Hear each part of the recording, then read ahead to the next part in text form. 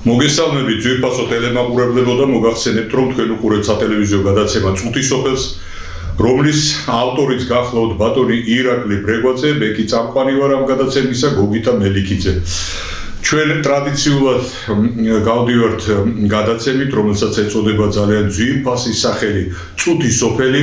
და აი ამ წუთის სოფლის სატელევიზიო ეთერში ვეხებით გვარების ისტორიას, საგვარეულო პროცესებს და იმ ღვთივკურთხეულ პროცესს, რომელიც პატრიარქის ინიციატივით, მისი უშუალო მოთხოვნითა და კურთხევით დაიწყო საქართველოში და დაიწყო კონკრეტულად რა საკუთარი ფესვებისკენ მიბრუნება, საკუთარი ფესვების ძიება, საკუთარი წარმომავლობის დადგენა, საკუთარი მეობისა და იმ თვითმყოფადობის გარკვევა, რომლის შვილებიც ვართ ყველანი, რამე თუ უგვარო ადამიანი, ანუ გვარის გარეშე ადამიანი არ არსებობს და თუ კი გვარი გაქვს, მაშინ გაქვს ისტორია, რომელიც ამ გვართან არის დაკავშირებული და შენ არა მარტო გაქვს ეს ისტორია, არამედ ეკუთვნი ამ ისტორიას, არამედ შვილი ხარ ამ ისტორიისა და ნაწილი ხარ ამ ისტორიისა და აი ეს ასეთი საინტერესო პროცესი აკურთხა პატრიარქმა და დაიწყო პატრიარქმა და აი ამ პატრიარქის დაწყებულ საქმეს ემსახურება სატელევიზიო გადაცემა წუთის სოფელი, რომელიც დღეს ეთმობა საქართველოს ერთ-ერთ გამორჩეულ გვარს, თავისი კეთილსინდისიერებით, თავისი უფლის მოყვარეობით, თავისი ცხოვრების წესითა და ნირით და კეთილმორწმუნეობით, მე ვიტყოდი ძალიან გამორჩეული კეთილმორწმუნეობით, ეს არის ბრეგვაძეების გვარი. ბრეგვაძეების გვარი კარგად არის ცნობილი შეიძლება ითქვას საქართველოში და თვითონ ჩვენთანაც შეგვიძლია მოვიძიოთ და ჩვენს სანაცნობოში თუ ჩვენს საახლობლოში ვიცნობდეთ იმ ადამიანს, ვისაც ეს გვარი აქვს და ვინც ამ გვარის მატარებელია, ანუ ბრეგვაძეა. მაგრამ ცოტა ვიცით ალბათ ისტორია ამ გვარის შესახებ და მინდა ახლა დღეს ვისაუბროთ სწორედ აი ამ კეთილმორწმუნე გვარზე და გავავახვილოთ ყურადღება იმ ძირითად ნიუანსებზე, რაც ამ გვარისთვის არის დამახასიათებელი. თუმცა აქვე მინდა გითხრათ, რომ ეს სულაც არ აქვს პრეტენზია იმისა, რომ ბრეგვაძეების გვარის ისტორიას ერთი დიდი და სერიოზული წიგნი სჭირდება და მე აი ახლა ამ ერთ კონკრეტულ გადაცემაში შევძლებდა თავს მოუხრი ყველაფერს, რაც ბრეგვაძეებთან დაკავშირებული არის, მაგრამ ძირითადი და მთავარი მინდა რომ ვთქვათ და კონკრეტულად ვთქვათ რა. სიტყვა თვითონ ეტიმოლოგიური შინაარსი ამ გვარისა იხსნება ასეთნაირად, რომ კერძო სახელი იყო ბრეგვა, ასეთი ზედმეტ სახელი უფრო მართებული იქნება ვთქვათ, ზედმეტ სახელი იყო და აი ამ ზედმეტ სახელისაგან შემდეგ გაჩნდა გვარი და მისი ძეები, ანუ მისი შვილები და ასე შემდეგ და ასე შემდეგ განევრცო ეს და აი ამ ზედმეტ სახელთან არის დაკავშირებული ეს გვარი. არის მეორე ვერსია და მე კოლევა იძლევა საფუძველს აი მეორე ვერსიის არსებობისა და ეს ვერსია მდგომარეობს შემდეგში, რომ ბერი, გვარი და ძე, ბრეგვაძე. ეს რა თქმა უნდა ხდება ესეთი ხალხური მეტყველების ეუფონიის მიდრეკილი ინტერესისა და გამო იხვეწება აი ეს ფორმა და ღებულობს აი ამ გვარის სახეს ბრეგვაძეს, ანუ ბერის გვარის ძეს, ბერი, გვარი და ძე, აი ეს სამი კომპონენტი თუ შეიძლება ასე ითქვას, შინაარსობრივად რომ გავაერთიანოთ ამ ერთ სიტყვაში და ეს ერთი სიტყვა იყოს გვარი. მტკიცება ან ერთისა და ან მეორე ვერსიისა მტკიცება როგორც ასეთი წყალგაუვალი მტკიცება რა თქმა უნდა ამ სატელევიზიო ეთერში ეხლა შეუძლებელია და ისეთი მიუწვდომელია, მაგრამ მინდა იცოდეს ყველა ბრეგვაძემ და თვითეულმა ჩვენთაგანმა, რომ აი ამ გვართან დაკავშირებით აი ეს ვერსიები არსებობს და რომელიც მისაღებია და რომელიც დასაჯერებელი და რომელიც სარწმუნოა თქვენთვის, გავიზიაროთ, მივიღოთ, დავიჯეროთ და ვირწმუნოთ. ბრეგვაძეების გვარი სტატისტიკური თვალსაზრისით არის საშუალო გვარების რიგს განკუთვნებული, რადგან ეს გვარი 4750 გვარიშვილს მოიცავს. ეს მცირე არ არის ჩვენი ქართული რეალობისთვის და არც ისეთი დიდია, რომ გაგვეხარდებოდა თვითონ ჩვენთანაც. და ამიტომაც მიეკუთვნება საშუალო რაოდენობის გვარს. მაგრამ თვითონ რაოდენობა შეიძლება ბევრს არაფერს არ მეტყველებდეს, რამდენადაც მეტყველებს საქმე, მეტყველებს აი სულიერი ღვაწლი, მეტყველებს ის დამოკიდებულება, რომელიც ამ გვართან მიმართებაში და ამ გვარის შვილებთან მიმართებაში არის გამოხატული და ეს საკმაოდ მნიშვნელოვანია და საკმაოდ ისეთი როგორც იტყვიან საცნაურია. არ ყოფილა ომი, საქართველოს არ ქონია ომი, რომელშიც ბრეგვაძეს მონაწილეობა არ მიიღო და რომელშიც მათი სისხლი არ დაურიგოს, აი ასეთი მომენტი არ ყოფილა. და ამას რო ვამბობ და ესე დაბეჭდებით ამის თქმის საფუძველს მაძლევს კონკრეტული ფაქტები, კონკრეტული ადამიანები და მათი დამსახურება და ღმერთმა აცხონოს ყველა ის ადამიანი, რომელიც სამშობლოს შეეწირა და რომელიც იმ ომს შეეწირა, რომელიც სამშობლოს დაცვისთვის, სამშობლოს უკეთესი მომავლისთვის იყო განკუთვნილი და გათვალისწინებული. ბრეგვაძეების გვარში არის საკმაოდ ბევრი ცნობილი პიროვნება და მე აქედან სულ რამოდენიმე ადამიანზე გავამახვილებ ყურადღებას და უპირველეს ყოვლისა ყურადღებას გავამახვილებ საეკლესიო ცხოვრებით დაინტერესებულ და საეკლესიო წრეში მოღვაწე პიროვნებების შესახებ. გეტყვით, ბრეგვაძე, მამა მიქაელი, რომელიც გახლავთ ისეთი ინტელექტუალური მოდელი, ეს თანამედროვე ჩვენი ეპოქის და ჩვენი თანამედროვე მდელმსახურია, მას სათანადო განათლება აქვს მიღებული, იგი იღუმენის საეკლესიო ხარისხშია და თბილისის ერთ-ერთი უბნის ეკლესიის წინამძღვარი გახლავთ, მამათა მონასტრის წინამძღვარი გახლავთ მამა მიქაელი. სხვათა შორის ამ საუბრის დაწყების წინ მამა მიქაელს ტელეფონზე ვესაუბრე, კიდევ ერთხელ გავიარეთ ის საკითხები, რომელიც მის გვართან არის დაკავშირებული და სათანადო ლოცვა კურთხევა გამოვითხოვეთ და ეხლა სწორედაც მამა მიქაელისგან ვართ დალოცვილი, ჩემო ბატონებო, და მან გადმოგცა დიდი სიყვარული თავისი გვარისა და თავისი გვარის შვილებისა. აქავე არის მეორე მღვდელმსახური, რომელიც ასევე იღუმენის ხარისხშია, მცხეთაში, მცხეთის მამათა მონასტერშია. ეს მამათა მონასტერი მცხეთაში ზევით არის, ის სადაც საქალაქო სასაფლაოა მცხეთის, იქ რამდენადაც ჩემთვის ცნობილია დავით აღმაშენებლის სახელობის მამათა მონასტერია და ამ მონასტერში მოღვაწეობს მამა ბრეგვაძის გვარით, რომელიც ასევე დასაფასებელი და ძვირფასია. არის კიდევ ერთი ბერი, იობი მისი სახელი, რომელიც ასევე დედა ეკლესიის წიაღში მოღვაწეობს და თავისთავად ბერის მოღვაწეობა და საბერო მოღვაწეობა ის დიდი მოღვაწეობა და ის თავგანწირული მოღვაწეობა, რომელმაც თავი შესწირა, თავი მიუძღვნა და თავი მიაკუთხა უფალს და ამ ცხოვრებისაგან თუ ვიტყვით ერთგვარი იზოლირებულია და ცხოვრობს იმ სულიერებით და ცხოვრობს იმ წესით, რა წესაც ითხოვს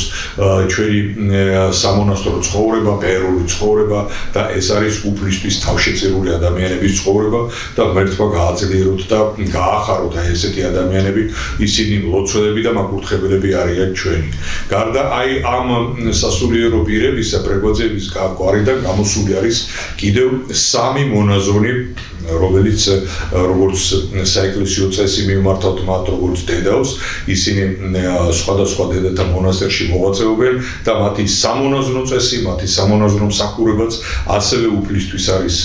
მიწვნილი და უფალთან არის დაკავშირებული. და აი ეს პიროვნებები ერთი გვარიდან გამოსული, აი ამდენი პიროვნება, რომ მსახურობს დედა ეკლესიის წიაღში, თავისთავად სასიხარულოა და შეიძლება ითქვას გვარისთვის სწორედაც იმ სასოებისა და იმ სულიერი მხნეობის მომანიჭებელია, რომელიც ყველა გვარს ჭირდება და მათ შორის ჭირდება ბრეგვაძეების კეთილმორწმუნე გვარს, რომელსაც აი ამდენი სასულიერო პირი ყავს სადღეისოდ დღევანდელ ეკლესიაში. დღევანდელ ჩვენს მართლმადიდებლურ სამოციქულო ავტოკეფალურ ეკლესიაში სრულად მინდა წარმოთქვა ეს ტიტულატურა ჩვენი დედა ეკლესიისა, რამე თუ მეძვირფასება, როგორც სამოციქულო წარმომავლობა ჩვენი დედა ეკლესიისა, ისე ავტოკეფალიურობა, რომელიც ასევე დამოუკიდებლობას ნიშნავს, არავიზე დამოუკიდებული არ არის ის თვითმყოფადი ეკლესია უფლის წინაშე და აი ამ თვითმყოფადობით, აი ამ დამოუკიდებლობით და სწორედაც აი ამ უფლის მოყვარეობით დგას ჩვენი ერი უფლის წინაშე, რამე თუ აი ასეთი სულიერი ვექტორი და აი ესეთი სულიერების ეპიცენტრი, თუ შეიძლება ასე ითქვას, ეპიცენტრი აქვს დედა ეკლესიის სახით. ბრეგვაძეების გვართან დაკავშირებით აუცილებლად უნდა დავასახელოთ ისეთი ღვაწლმოსილი გვარიშვილი, როგორც ქალბატონი ნანი ბრეგვაძე, საყოველთაოდ ცნობილი მომღერალი ნანი ბრეგვაძე ბრძანდება. მე უნდა გითხრათ, რომ რაც თავი მახსოვს, სულ ნანი ბრეგვაძის სახელი ისმის და სულ მისი სიმღერა ისმის და მე გეტყვით, რომ ერთ-ერთი საუკეთესო სიმღერა ისმის აი ამ ქართულ ესტრადაზე და ქართულ მუსიკალურ კულტურაში და ნანი ბრეგვაძე სწორედ ამას განასახიერებს და ნანი ბრეგვაძე სწორედ ამას ემსახურება და შეიძლება თქმა იმისა, რომ ის არის დედოფალი, ქართული ესტრადის დედოფალია, რომელიც უკვე ასაკშია, მაგრამ მიუხედავად თავისი ასაკისა, კვლავაც ახერხებს, კვლავაც დგება სცენაზე და კვლავაც ანიჭებს თავის მაყურებელს და თავის მსმენელს იმ ბედნიერებას, რომელი ბედნიერებაც, როგორც უკვე ვთქვი, მთელი ცხოვრების მანძილზე გვესმის და მოგვდევს ქალბატონი ნანის სიმღერით და მისი მუსიკალური კულტურით. ქალბატონი ნანი ბრეგვაძე ის ავტორიტეტია კულტურულ სივრცეში, ეს კულტურის მოღვაწეთა სივრცეში და ეროვნული თვალსაზრისით ჩვენი სამოქალაქო დამოკიდებულებაც მის მიმართ იმდენად განსაკუთრებულია, რომ თამამად შეიძლება თქმა იმისა, რომ აი ასეთი პიროვნება ნებისმიერ გვარს დაამშვენებდა და ნებისმიერ გვარს გაახარებდა და ამ შემთხვევაში იგი ამშვენებს, ნამდვილად ამშვენებს ბრეგვაძეების ღვთივკურთხეულ გვარს და ამ გვარის შვილობას კარგად წარმოადგენს. ასევე განსაკუთრებული ყურადღება უნდა გამახვილდეს ბატონ ბაჩანა ბრეგვაძეზე, ეს ცნობილი ლიტერატორია, იგი მთარგმნელი გახლდათ, ფილოსოფოსი, მწერალი, რომელიც სამწერლო ლიტერატურული მოღვაწეობასთან დაკავშირებული პირებისთვის საკმაოდ კარგად არის ცნობილი და თვითონ ბატონი ბაჩანა ნაკლებად ეპატაჟური პიროვნება იყო, ესეთი თავისი ქართული თავმდაბლობით, თავისი მოკრძალებული ცხოვრებით განლია ეს წუთისოფელი და იგი იმდენად ფასეული და იმდენად მაღალი რანგის მწერლად იქნა მიჩნეული, რომ მისი გარდაცვალების შემდეგ დადგა საკითხი, რომ იგი დაკრძალული იყო მთაწმინდის პანთეონში, აი ამ უპირველეს, აი ამ უმნიშვნელოვანეს პანთეონში და უნდა ითქვას, რომ მთაწმინდის პანთეონში ბაჩანა ბრეგვაძის დაკრძალვა ერთგვარი აღიარებაა მისი სამწერლო, მისი ლიტერატურული, მისი მთარგმნელობითი და მისი ფილოსოფიური აზროვნებისა, რაც მართლაც ძვირფასია და უნდა გითხრათ, რომ მისი წიგნებით ქართველი მკითხველი ეზიარება იმ მსოფლიო ფილოსოფიას და იმ მსოფლიო ნააზრებს, რომელიც ჭირდება, ჰაერივით ჭირდება მოაზროვნე საზოგადოებას, განათლებულ საზოგადოებას და საქართველოს აი ასეთი საზოგადოების დეფიციტი ნამდვილად არ აქვს და რომ არ აქვს ეს დეფიციტი, ეს კიდევ ერთხელ მიანიშნებს იმაზე, თუ რაოდენ მნიშვნელოვანი და რაოდენ ღირსეული და რაოდენ დიდი მასშტაბების მქონე იყო ბატონი ბაჩანა ბრეგვაძის მოღვაწეობა. ასევე სიამაყით შემიძლია ვთქვა ბატონი ირაკლი ბრეგვაძის შესახებ, რომელიც გახლავთ წინამძღოლი ბრეგვაძეების გვარისა და ასევე არის თავმჯდომარე სრულიად საქართველოს გვარების წინამძღოლთა დარბაზისა. აქვე უნდა ითქვას ისიც, რომ ბატონი ირაკლი აი ამ სივრცეში, როგორც ითქვა, საერთო საგვარეულო მოძრაობის სივრცეში რაღაც შემთხვევითი პირი არ არის და ის მოვიდა გარკვეული დამსახურებით. კერძოდ, თავი გამოიჩინა როგორც ერთი კონკრეტული გვარის ძალიან ინიციატივიანმა, ძალიან ავტორიტეტულმა და ძალიან ესეთი კეთილ მსახურებით ახსავსე პიროვნებამ, იგი გამოირჩიეს მაშინათვე და დაინიშნა სრულიად საქართველოს გვარების წინამძღოლთა დარბაზის თავმჯდომარის მოადგილედ. და ეს თავმჯდომარის მოადგილეობის პატივი და პასუხისმგებლობა მას რამოდენიმე წლის განმავლობაში ჰქონდა და შემდეგ გარდაიცვალა თავმჯდომარე და ამ თავმჯდომარის გარდაცვალების შემდეგ დადგა საკითხი ახალი თავმჯდომარის არჩევისა და უნდა ითქვას, რომ აი ეს საკითხი განიხილებოდა საჯაროდ, მრავალი გვარის წინამძღოლი ესწრებოდა ამ განხილვას, მრავალი გვარის წინამძღოლი ღებულობდა მონაწილეობას ამ განხილვაში და ძალიან დიდი მხარდაჭერით, არ ვიტყვი ერთსულოვანი მხარდაჭერით, ეს ერთსულოვანი მხარდაჭერა ყოველთვის რაღაცა ესეთი ხელოვნურობის შტაბ-ეტილებას ტოვებს და მათ შორის არც ის არჩევნები არ ყოფილა ერთსულოვანი, როგორც იტყვიათ, მაგრამ იყო ძალიან დიდი მხარდაჭერა ბატონი ირაკლის მიმართ და სწორედაც აი ამ ხმათა უმრავლესობით, აბსოლუტური უმრავლესობით შეიძლება ითქვას, ბატონმა ირაკლიმ იმ არჩევნებში გაიმარჯვა, მას გამოუცხადეს ნდობა და იგი არის არჩეული სრულიად საქართველოს გვარების წინამძღოლთა დარბაზის თავმჯდომარედ. ზოგისთვის ეს შეიძლება ბევრს არაფერს არ ნიშნავდეს, მაგრამ ჩემთვის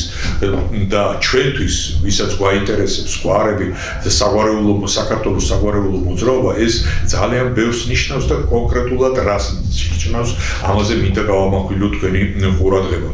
გვარებით შედგება მთელი ჩვენი ქვეყანა. გვარებს წარმოვადგენთ ყველა ჩვენთაგანი და ეს საგვარეულო მოძრაობა და საგვარეულო გაერთიანება არის სწორედ ერთობის ის სახე, რაზეც დგას მთელი ჩვენი ქვეყანა. და აი ამ გაერთიანების, აი ამ სრულიად საქართველოს გვარების წინამძღოლთა დარბაზის ხელმძღვანელი ბრძანდება ბატონი ირაკლი და მე არ ვიტყვი შეფასებითი ესეთი ფრაზებს მის მიმართ, მაგრამ მინდა ჩამოვთვალო რამოდენიმე საქმე, რომელიც უშუალოდ მასთან, მის სახელთან არის დაკავშირებული და კერძოდ რა. გვარები სულ არსებობდა საქართველოში, მაგრამ სანამ პატრიარქმა ილია მეორემ არ დაიწყო გვარების კონსოლიდაცია, გვარების გაერთიანება და ეს საგვარეულო მოძრაობა, მანამდე არ არსებობდა საგვარეულო გაერთიანება საქართველოში და არ იყო ასეთი შემჭიდროებული სახით, ასეთი ერთი კავშირის, ერთი გაერთიანების სახით ჩამოყალიბებული საგვარეულო სახე არ ჰქონდა ამ საზოგადოებრივ ერთობას. ეს მიიღო პატრიარქის ილია მეორის დამსახურებით, მისი ინიციატივით და მისი ლოცვა-კურთხევით შეიძლება ითქვას. შემდეგ ჩაუდგა რა სათავეში ამას ბატონი ირაკლი ბრეგვაძე, მან ოფიციალური სახე შეძინა ყველაფერ ამას, დოკუმენტაციის წარმოება, საქმის წარმოება, რეგისტრაცია, ოფიციალური რეგისტრაციაც არ ჰქონდა გავლილი და სწორედაც ბატონი ირაკლის ინიციატივით მოხდა საჯარო რეესტრში აი ამ რეგისტრაციის გავლა. შეიძლება ვიღაცამ გააბიაბრუოს ეს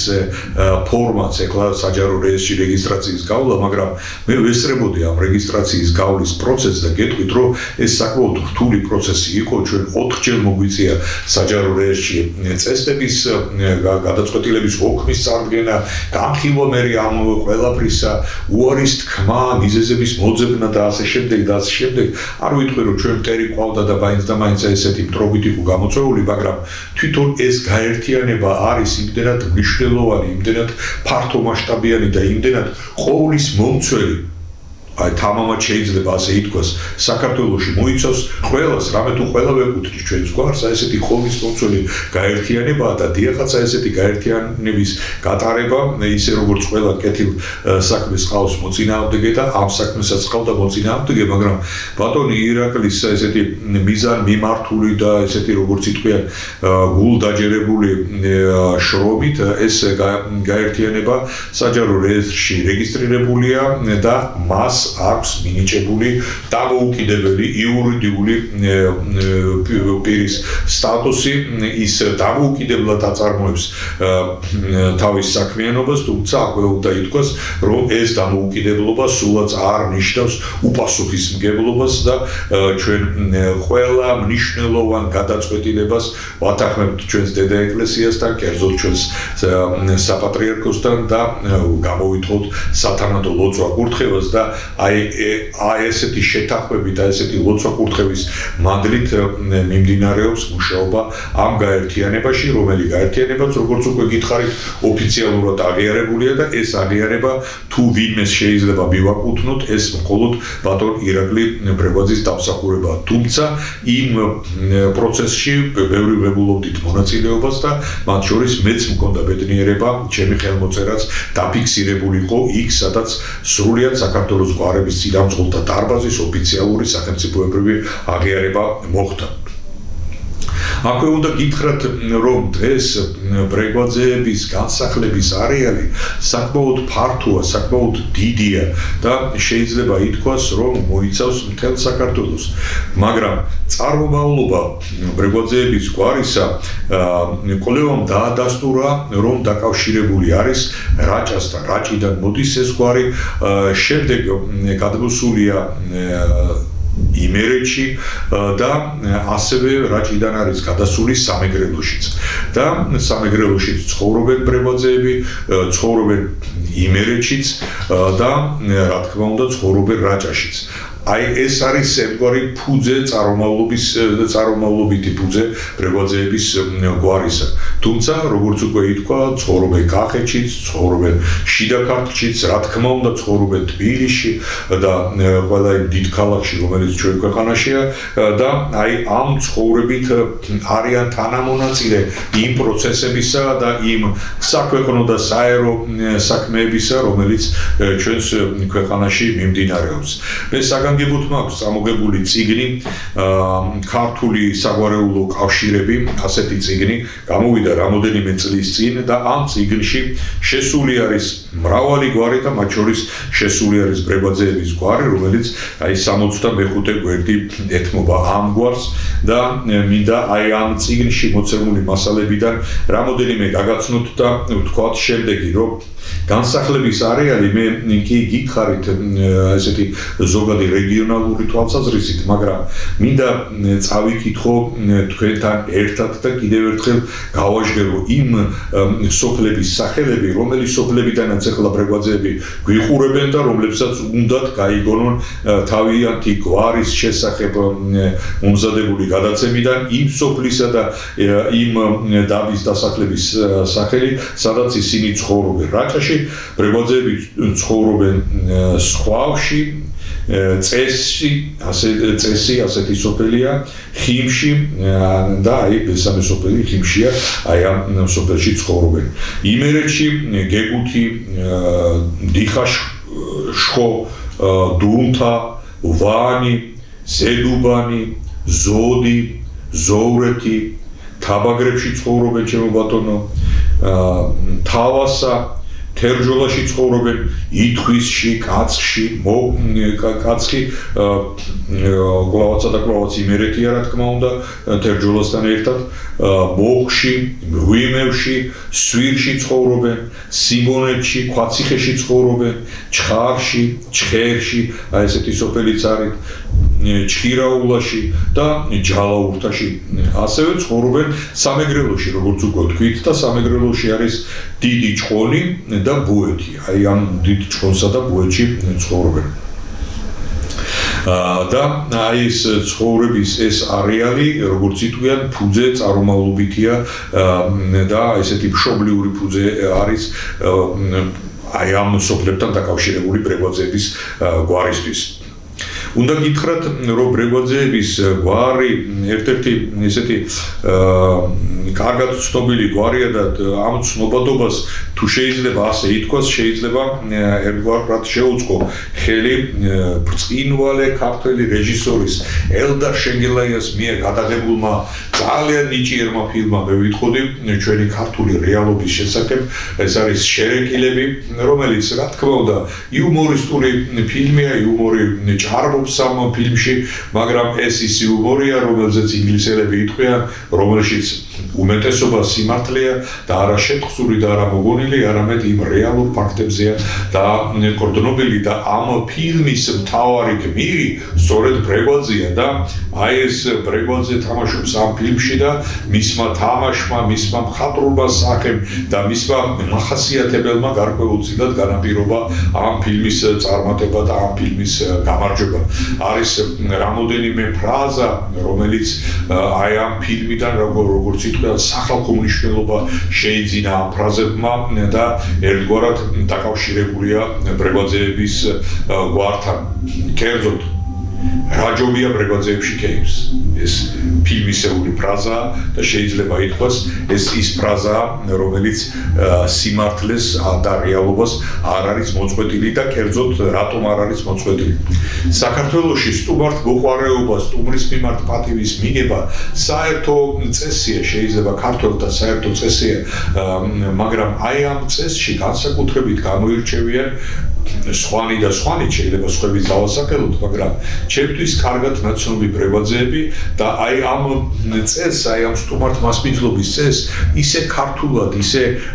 ალალად, ისე გულწრფელად მისდევენ ბრეგვაძეები, რომ მათთან ყოველი შეხვედრად შემიძლია თამამად თქვა, რომ არის საზეიმო, სადღესასწაულო, ერთგვარი ესეთი განსჯისა და საოცარი დადებითი მუხტის მატარებელი და პოზიტიური ენერგიის გაზიარების საშუალებას იძლევა და აი ეს არა თავისთავად ასე იძლევა და ასე არის, არამედ ეს არის ბრეგვაძეების დამსახურება, მათი ხასიათი, მათი თვისებები, მათი თავდაბლობა, მათი კეთილგონიერება, მათი იუმორის ნიჭი განაპირობებს ამ ყველაფერს და სწორედაც აი ეს ფორმები არის ის, რომელიც ქმნის იმ რაობას, რომელიც ბრეგვაძეების მიმართ უნდა ჩამოყალიბდეთ და უნდა ვიქონიოთ თითოეულმა ჩვენთაგანმა და არის კიდევ მეორე, რომ ადამიანი ისე კარგად არსა და არ ჩანს, როგორც სუფრასთან და აი სუფრასთან გამოჩენილი ბრეგვაძეების ესეთი კეთილმასპინძლობა დიახაც მეტყველებს ამ გვარზე და მეტყველებს აი ამ გვარის კეთილგონიერებაზე. ბრეგვაძეების გვართან დაკავშირებით მინდა თქვა შემდეგი, რომ ეს გვარი შეიკრიბა, გაერთიანდა და 2012 წელს მივიდა პატრიარქთან და გამოითხოვა მისი საპატრიარქო უწმინდესობის ლოცვა კურთხევა. პატრიარქმა სიხარულით დალოცა ბრეგვაძეების გვარი, აკურთხა ბრეგვაძეების გვარი და მის ერთობას, როგორც ითქვიან, წინსვლა უსურვა. ეს მოხდა, როგორც უკვე გითხარით, 2012 წლის 3 მარტს და აი ეს დღე მინდა ახსოვდეს ყველა ბრეგვაძეს, როგორც სულიერი დაბადების დღე თავისი გვარისა, რამე თუ უპირველესი ტაძრიდან, უპირველესი სულიერი იერარქიის მიერ წარმოითქვა ლოცვა, რომელიც არავის სხვას არ ეკუთვნოდა თუ არა ბრეგვაძეებს და თუ არა ბრეგვაძეების გვარიშვილებს და ეს უნდა იკუთვნონ, ეს უნდა მიიღონ და ამ ლოცვას უნდა უერთდებოდნენ ყოველ ჟამს, ყოველ წელს და ყოველთვის, როდესაც მობრუნდება წელი და მოვა 3 მარტი, ეს იმას ნიშნავს, რომ ბრეგვაძეების გვარის კურთხევის დღეა, საზეიმო დღეა, საგვარეულო ზეიმის დღეა ამ კეთილგործმული გვარისთვის და ეს ზეიმი გვარმა უნდა დაიყენოს. უნდა დაიყენოს იმ ფორმით, იმ მასშტაბით და იმ შესაძლებლობით, რაზეც წდება და როგორც წდება, მაგრამ ამ დღის აღნიშვნა, ამ დღის, როგორც ითქვიან, ესეთი ჩრდილში მიყენება არამც და არამც არ შეიძლება. ეს კიდევ ერთხელ მეტყველებს იმაზე, რომ თუ შენ არ ივიწყებ შენი გვარის კურთხევის დღეს, ეს იმას ნიშნავს, რომ არ ივიწყებ უფალთან კავშირს, არ ივიწყებ გვარზე გადმოსული კურთხევის მადლს და კვლავაც მატარებელი ხარ ამ მადლისა, კვლავაც გამავრცობელი ხარ და კვლავაც ამ მადლის შინაგანი განწყობილებით ცხოვრობ ამ ცოდვა ბრალით დამწიმებულ წუთისოფელში და ეს აუცილებელიც არის და საჭიროც არის. აქავე მინდა გითხრათ, რომ ბრეგვაძეებს უნდა ეამაყებოდეთ, რომ დღეს საქართველოს საგვარეულო მოძრაობას მათი გვარიშვილი ბატონი ირაკლი უძღვება და ის მათი გვარი წარმომადგენელი არის სრულიად საქართველოს გვარების წინამძღოლთა დარბაზის თავმჯდომარე. ჩვენ უნდა ვიცოდეთ, რომ გვარები დიახაც გვარები არის და გვარები მოიცავს საქართველოს, მაგრამ აი ეს გამორჩეულობის პატივი ყველაზე არ მოდის და ყველაზე ვერ მოდის და ეს პატივი ეხლა ბრეგვაძეებზეა გადმოსული. ბრეგვაძეები არიან ეხლა ამ პატივის ქვეშ და სწორედაც ეს არა მხოლოდ ერთ კონკრეტულ ოჯახს და ერთ კონკრეტულ გაერთიანებას ეხება, არამედ მინდა ეხებოდეს მთელ ბრეგვაძეების გვარს, რომლებსაც შინაგანად წამთ და ჯერათ იმისა, რომ არა მხოლოდ ბრეგვაძეები არიან, არამედ შვილები არიან იმ სრულიად საქართველოს საგვარეულო მოძრაობისა, რომელ მოძრაობასაც მათი გვარიშვილი ხელმძღვანელობს და რომელ მოძრაობასაც მათი გვარიშვილი უძღვება. და ბატონ ირაკლისთან დაკავშირებით გამახსენდა კიდევ ერთი ძალიან საინტერესო მომენტი, მე ვიტყოდი მართლაც საინტერესო მომენტი, იყო ესეთი შემთხვევა თბილისის ერთ-ერთ უბანში აშენდა ახალი ეკლესია და გამოცხადდა შესაწირი, რომ ამ ეკლესიის გუმბათზე აღსამართავი ჯვარისთვის გროვდება შესაწირი. ბატონმა ირაკლიმ გააერთიანა საგვარეულო ძალისხმევა და საგვარეულო წინამძღოლთა დარბაზის ეგიდით გაიგო სერიოზული შესაწირი, რომლითაც იყო შეძენილი ეს ჯვარი და ეს ჯვარი აღიმართა ამ ეკლესიის თავზე. ეს შეიძლება ვიღაცას ერთ კონკრეტულ საქმედ გვეჩვენოს, მაგრამ მე მინდა ეს დიდ განზომილებაში დავინახოთ. ეკლესია როგორც მარადიული სახლი უფლისა ჩვენისა აშენდა და საუკუნეებს გადაწყვეტა მისი სიდიადე და მისი საეკლესიო მადლი და ამ ეკლესიის თავზე აღმართული ქრისტეს ჯვარი, ეს წმინდა ჯვარი სწორედაც ბატონი ირაკლის ინიციატივით, მისი ძალისხმევით და მისი მიერ გაერთიანებული დარბაზის წინამძღოლთა დარბაზის მეშვეობით იქნა აღმართული და აღმართული იქნა უფლის სახელზე და აღმართული იქნა საუფლოდ. აქავე უნდა ითქვას, რომ შეიქმნა უკანასკნელ ხანს შეიქმნა ესეთი სპეციალური ტყავის გრაგნილი, მადლიერების გრაგნილი პატრიარქ ილია მეორის მიმართ და ამ გრაგნილზე იმუშავა ესეთი საერთაშორისო დონის დიზაინერმა,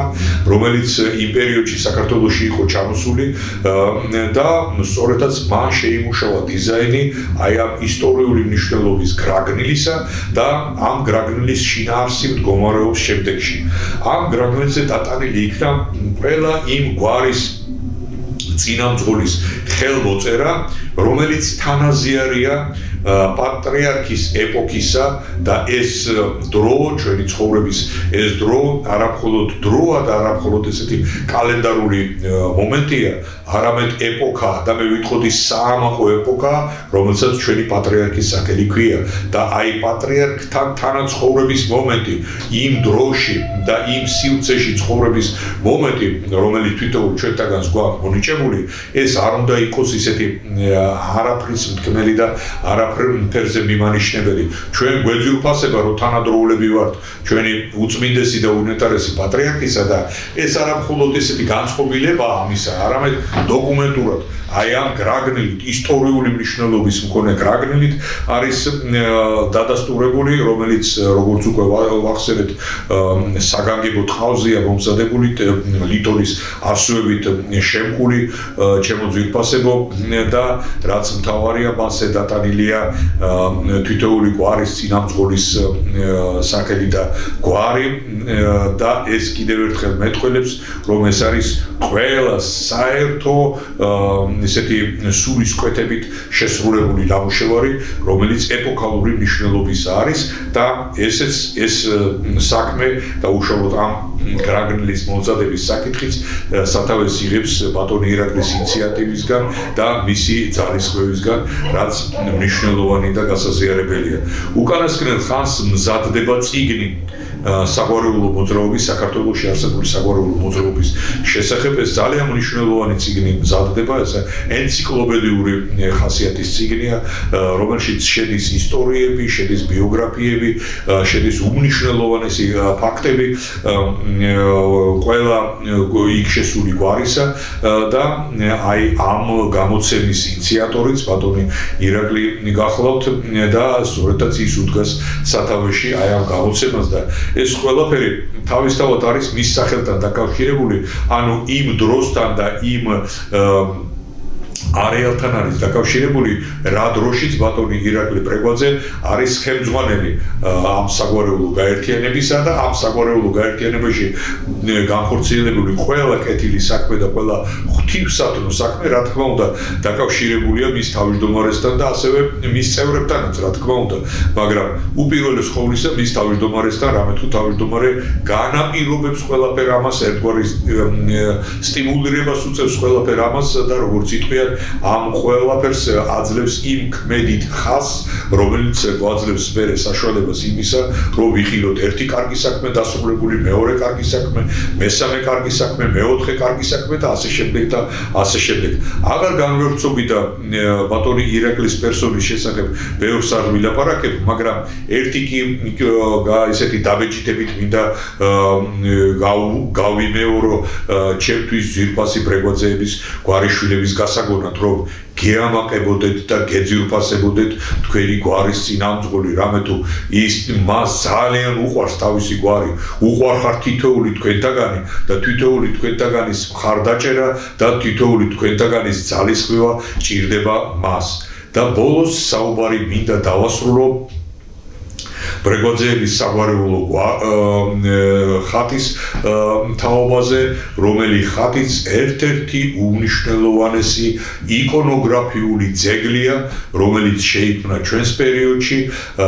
ხატი არის 4 კარედიანი დიდი ხატია, ის ჩაბრძანებულია საგანგებო კანკელში, ესეთი ხის კანკელი თუ შეიძლება ჩასაბრძანებელი დამზადდა და მისთვის და აი ამ ჩასაბრძანებელით გადაადგილდება ეს ხატი. ხატზე ძირითადი ფიგურა და ძირითადი ესეთი ხატის სულიერება გამოხატულია მაცხოვარში. ეს არის მაკურთხეველი მაცხოვარი, რომელიც ზის ტახტრევაზე და აკურთხებს და აზიაწეული მარჯვენით აკურთხებს ქვეყნიერებას და ეს არა მხოლოდ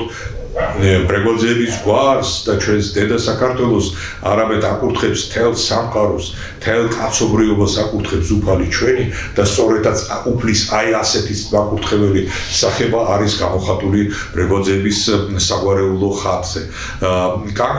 შემდეგ კარეთში მეორე კარეთში არის